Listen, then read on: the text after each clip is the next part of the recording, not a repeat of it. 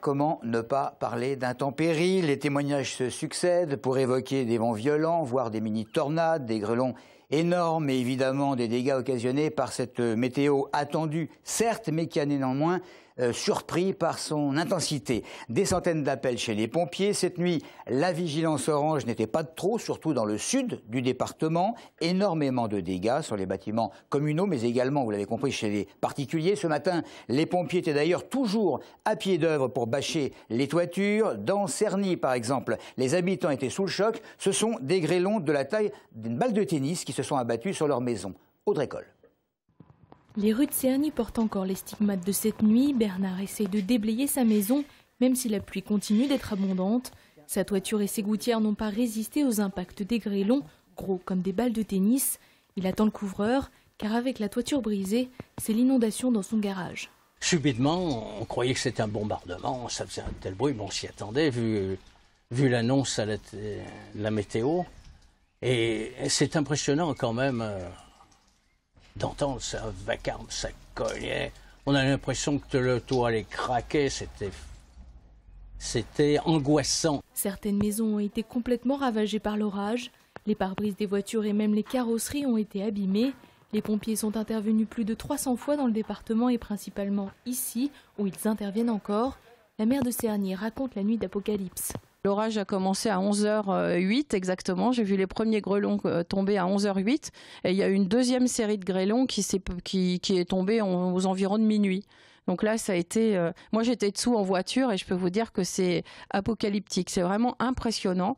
On ne sait pas où s'abriter parce qu'on ne se met pas sous les arbres. Il y avait l'orage en même temps et on reste là et on subit, quoi, entre guillemets. On a toujours peur que les vitres explosent et on ne peut rien faire. À présent, pour les sinistrés, il s'agit de se faire dédommager. La mairie demande à ce que tous les habitants ayant subi des dégâts se fassent connaître. Avec un dossier important, la mairie espère obtenir de meilleurs remboursements pour ses administrés. C'est le Parisien aujourd'hui en France qui publie en exclusivité le rapport qui accable la SNCF, rapport sur l'accident de Brétigny. Ce seraient 3 boulons manquants qui aurait entraîné le basculement de la fameuse éclisse à l'origine du drame.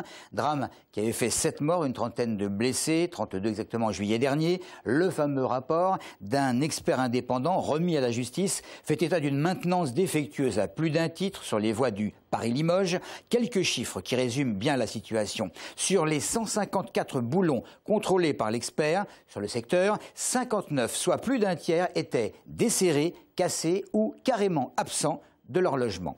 Voilà pour la toile de fond de ce rapport, commenté donc par notre confrère Le Parisien. Une faute politique, une véritable bavure. La dernière sortie du président d'honneur du Front National cause pas mal de soucis à l'intérieur même du parti, des instances dirigeantes de ce parti, mais même à l'intérieur de la famille Le Pen. Alors, Camille Rollo et Florian Wasmer ont demandé à quelques Essonniens s'ils pensaient que Jean-Marie Le Pen allait être poussé vers la sortie. Honnêtement, j'ai un doute. Mais ce serait bien. Il est un peu âgé pour faire de la politique. Il est bête, il continuera à être bête. Oh non, non, non. Est-ce que Jean-Marie Le Pen peut arranger la France? Jean-Marie Le Pen, pour moi, c'est un garçon qui n'existe pas. C'est pour allumer encore comment dire, il rajoute de l'huile sur le feu. Il fait ça depuis qu'il existe. Il n'arrive pas à modérer ses paroles, mais je pense que l'idée restera. Tant qu'il a un mandat électoral, je ne pense pas que ça soit à la fin. Il aura toujours moyen de dire ce qu'il pense. Voilà, on passe au rififi à l'UMP. Si l'on peut dire, de plus en plus de personnalités en viennent à appeler à une refondation du mouvement. Et c'est le cas de Nathalie Kosciusko-Morizet. La députée essonnienne se positionne en faveur d'un changement de nom de l'UMP, même de la vente de son siège de la rue de Vaugirard à Paris. NKM qui souhaite privilégier l'alliance entre la droite et le centre. La journée d'hier à Courson, marquée par l'évacuation de 250 caravanes des gens du voyage, hélicoptères, 150 gendarmes pour les inciter à quitter les terrains servant de parking au château, terrains occupés illégalement. Finalement, les caravanes ont quitté les emplacements privés pour prendre la direction des Yvelines. Une information assez surprenante, depuis 2012, donc il y a moins de 2 ans, plus de 500 chats auraient disparu en Essonne dans des conditions suspectes. Un collectif de 4 propriétaires de chats s'était monté pour recenser les cas sur le département. Parmi les témoignages qu'ils ont pu recueillir, plusieurs personnes avoir vu une camionnette blanche voler le chat du voisin. La raison de ces disparitions reste à l'heure actuelle assez inconnue. Maxime Lemaine a rencontré le collectif Chats disparus 91. Depuis la médiatisation de leur action, la fréquentation de la page Facebook Chats disparus 91 explose. Depuis hier, on en est à quasiment 30 mails reçus, voire 40 depuis ce matin. On a énormément de nouveaux mails. Des messages privés sur notre page Facebook, on en est à plus de 50. Et notre page Facebook a eu plus de 700 abonnés depuis hier.